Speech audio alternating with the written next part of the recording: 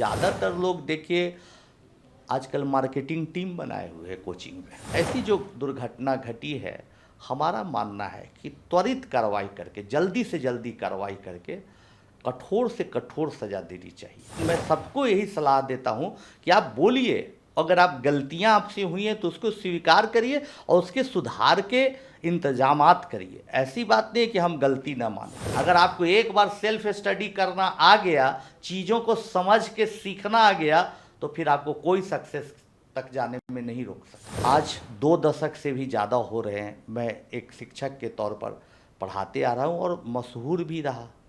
2008 में जब discovery channel मेरे जीवन पर फिल्म बनाई, कई बार टाइम मैगजीन ने दी बेस्ट ऑफ एशिया 2010 में किया। उस जमाने से आज तक फिल्म रिलीज हुई और बहुत सारी उपलब्धियां की। हमारे बच्चे पढ़ के बाहर गए, बड़े बड़े जगह पर, बड़े बड़े देश में, यहाँ भी IAS IPS बने, बड़े बड़े जगहों पर भी बड़े बड़े पोजीशन पर गए।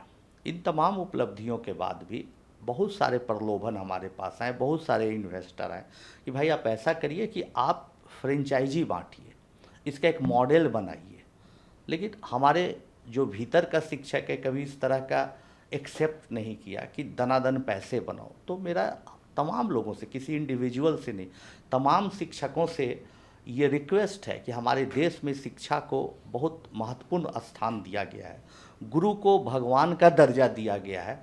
अतः इसको व्यवसाय न बनाएं, बल्कि बच्चों को केंद्र में रखकर बच्चों के हित की बात को सोचते हुए पढ़ाने का सिलसिला जारी रखें। आनंद सर, फीस को लेकर भी बहुत सारे सवाल उठ रहे हैं। यूपीएससी कोचिंग की फ़ीस को लेकर जो 2 से ढाई लाख होती है, उसके बाद पीजी का पैसा होता है, रहने का पैसा होता है, खाने का पैसा होता है। एक गरीब परिवार से आया हुआ साधारण सा इंसान इसको अफोर्ड नहीं कर सकता है। 80 से 90% जो बच्चे हैं वो इस फीस को नहीं दे सकते हैं। वो अपना घर गिरवी रख के आते हैं, भैंस बेच के आते हैं, ज़मीन बेच के आते हैं।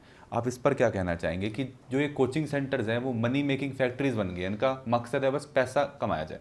बस पैसा और पैसा कमाना है। कुछ लोग अच्छे हैं जो अच्छा पढ़ा भी रहे हैं, मैं सबकी बात नहीं कर रहा हूँ, ना मैं किसी इंडिविजुअल को टारगेट करके बोल रहा हूँ। लेकिन ज़्यादातर लोग देखिए आजकल मार्केटिंग टीम बनाए हुए हैं कोचिंग में। मुझे आश्चर्य लगता है जब कोई पेरेंट्स जाते हैं अपनी ज़मीन बेच के, आखिरी जो घर का 2 कमरा रहता है वो भी बेच के जाते हैं अपने बेटे बेटियों को पढ़ाने, तो उनको चाय पिलाते हुए आपस में लोग बात करते क्लाइंट आया है। तो अब तो बेचारा छात्र छात्राएं क्लाइंट बन गए हैं। मार्केटिंग टीम काम करती है, न्यूज़ एजेंसी एडवर्टीज़मेंट वाली जो होती है इसके लिए काम करती है। तो ये सब चीज़ें बहुत विकृत रूप धारण कर ली हैं। तो मेरा मानना है कि फीस पर भी नियंत्रण होना चाहिए। इसके लिए भी सरकार को एक कोचिंग एक्ट बनाना चाहिए, और पुराने भी कई कोचिंग एक्ट हैं हमारे देश में, स्टेट गवर्नमेंट के भी हैं, लेकिन इसको रिवाइज करना चाहिए। ऐसी जो दुर्घटना घटी है, हमारा मान